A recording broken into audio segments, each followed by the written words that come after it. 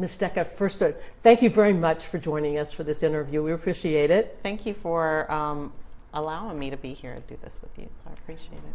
Tell me about your strategic plan. Okay, so our strategic plan is actually the first of its kind, in that it is a very public document that we very much so were intentional with putting forth. We want the state of Rhode Island and its citizens to understand what our goals are over the next 5 years to help us improve the outcomes for kids and families here in Rhode Island. It's the culmination of about 10 months of a listening and learning tour that we initiated when I first came to the state to be the director. Within the document, we identify our 4 foundational pillars, which is prevention, accountability, collaboration, and engagement. So what we call PACE.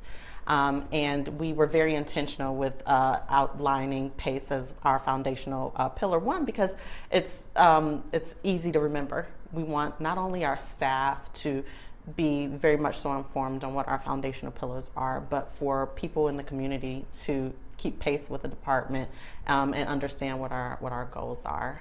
So with prevention, we intend to continue to safely reduce the number of kids that are removed from their homes. That's a really big goal of ours. We really want to focus on helping to support as many kids in home with their families as safely as much as possible, and as can be done safely, and really ensure that we pivot to prevention if at all possible. Anyone that knows anything about our system knows that we're generally crisis oriented. So something has to happen for an intervention to take place. But focusing on how we can prevent that crisis from happening to begin with is a goal not only of the state of, not only of DCYF, but as the state as a whole.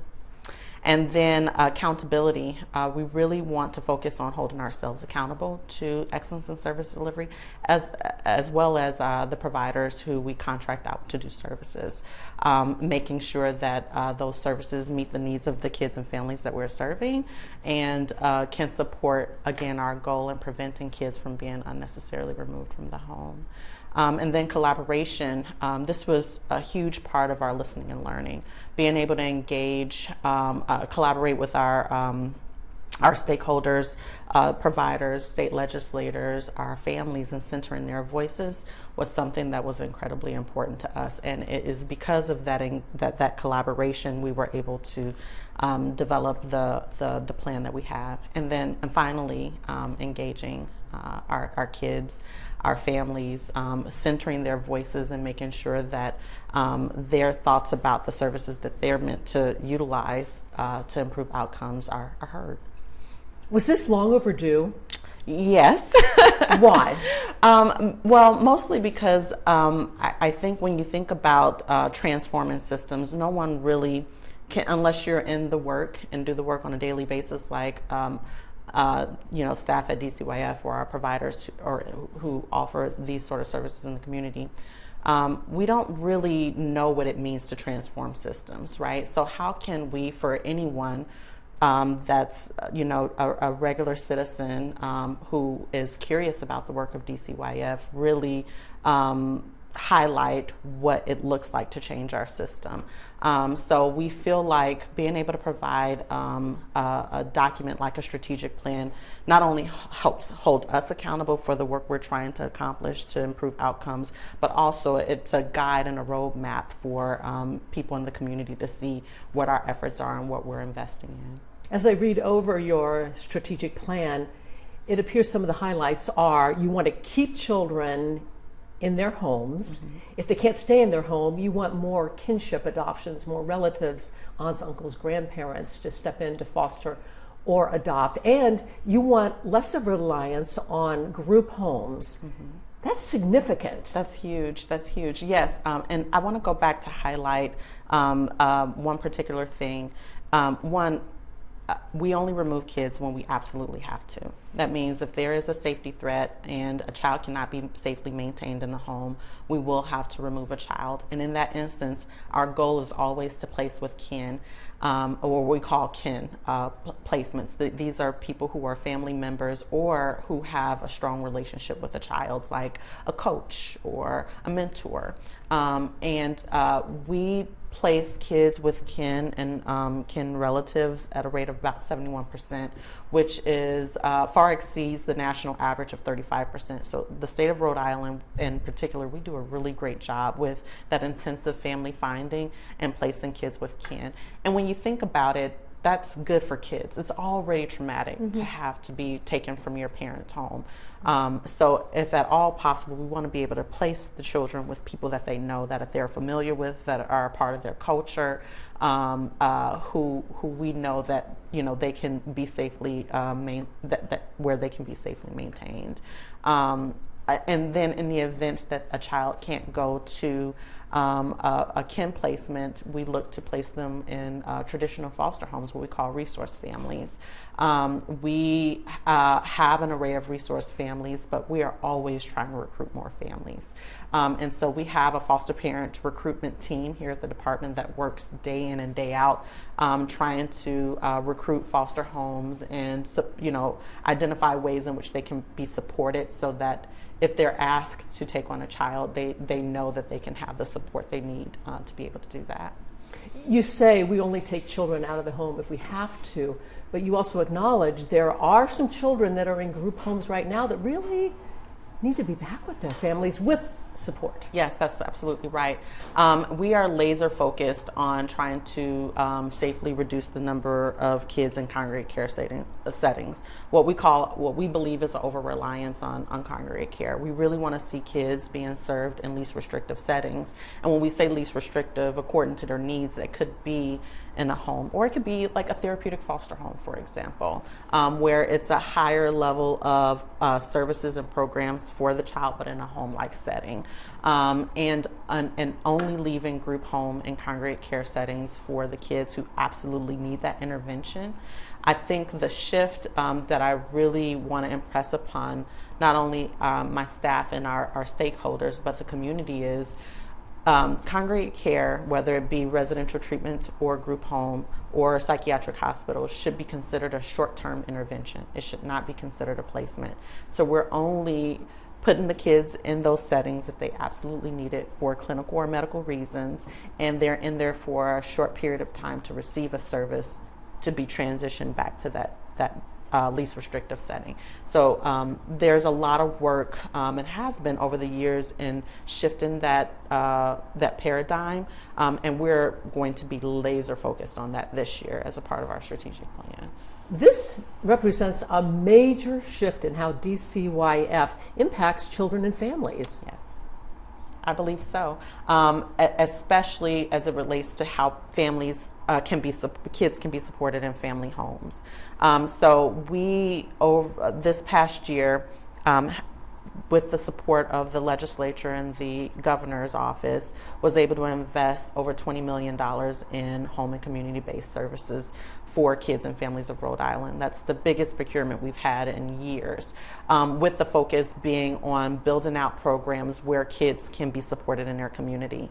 And that signals to me that we are a state that are looking to ensure that kids are being served in least restrictive settings, that we don't believe that kids need to receive that support through a congregate care setting, that they can receive it at home through our contracted providers. And the more we continue to ensure that kids have access and families have access to those services, the less kids that you'll see in congregate care. So that's our goal and that's our hope. So when we hear state leaders, people in the judicial system saying we need more beds, is that wrong? Yes, I would go out on a limb to say that we don't need more beds. We need to utilize the beds that we have in our state more effectively, in a smarter way. But the capacity is there. We just have to know the right kids to place them in, and making sure that we have those what we call our least restrictive settings, so at home with parent or with kin or with our resource families, well supported in the community so that we don't have to increase the number of beds in our state. What are you doing right now to right any wrong paths that are happening right now? So for instance, if there is a group home right now where there are children who have been removed from their homes, and maybe on a level 1 or 2, and there are children who have behavioral problems that may be a 3, 4, 5, 6 level, are you actively now looking at group homes and figuring out which kids can go back to their families? Yes. Tell me about that. So what I'll do is I'll explain what our tier levels are. Okay. So we have kids, when we come in, we complete an assessment, and they can be at a level 1, which is like the least amount of need, to a level 5, which is the highest acuity need. That means that a child who is assessed to be at a level 5 might require a congregate care setting for that intervention and support because their needs are so intense. And then there's, levels 2 and 3, which are some, and 4, all of the, is in between that, levels 1 and 5, obviously. And so our focus is, if we have a child that is anywhere between levels 1 and 3, intensely focusing on how we can keep them at home in the community with support, and making sure that if there are any kids in these congregate care settings like group homes or residential facilities who have that level, discharging them out of those facilities and into homes where they're supported, freeing up the space for our kids who are level 4 and 5 who might need that intervention. Is there a danger in keeping children in their homes? It's always kind of been the approach in Rhode Island that if there was a report of abuse or a question about whether a child is well taken care of, they would say, well, let's remove the child. The approach has always been remove the child from the home if there's a potential danger, and then we'll figure out whether or not the child can go back. Is there a danger in keeping the child in the home and saying we'll just provide services? Well, no. I'm going to go out on a limb and say if our very well-trained child protection staff go to a home, one, they're utilizing what we call a safety assessment through family engagement tool. So it's a tool where they really assess a family's functioning level, and through that they're able to determine if there is indeed a safety threat to a child. And so we have shifted from what we call incident-based investigations, where an incident happened, we said it happened, we have evidence to prove it, therefore we either have to remove a child or there is some other intervention that takes place. What we're saying is we're not looking at the incident alone. We're looking at the whole family, because we all know that we're more than just one incident when you think about our family units. What more is under that iceberg? That's just the tip of it. Do we have a grandma and a grandpa that's there and supportive? Is the dad supportive? Depending on what the circumstances are. Our very well-trained child protection staff are able to assess whether or not a family can be maintained intact with supportive services, or if there truly is a threat to a child where they have to be removed. And if that's the case, we're removing kids. We don't want to keep kids in situations where they're unsafe. And so if it absolutely must happen, that intervention is being made. But in the event that kids can be safely maintained at home with other supports and services in place, that's our focus and our goal and part of our guiding principles. How does this change the job for a DCYF social worker? So I would say that for our child protection staff, it's different. Our social caseworkers are used to doing assessments on an ongoing basis because they generally have a case open for a longer period of time than like a child protection investigator. So for our child protection investigators, it's a shift because at one point we're very much so used to over several years of just looking at that incident, making a determination, and moving it along. This requires their ability to be able to do more thorough assessments, and it's a shift in the way that they would normally do the work. But I think that they see value in being able to assess families, meet them where they are, and make that determination in a healthy and supportive way.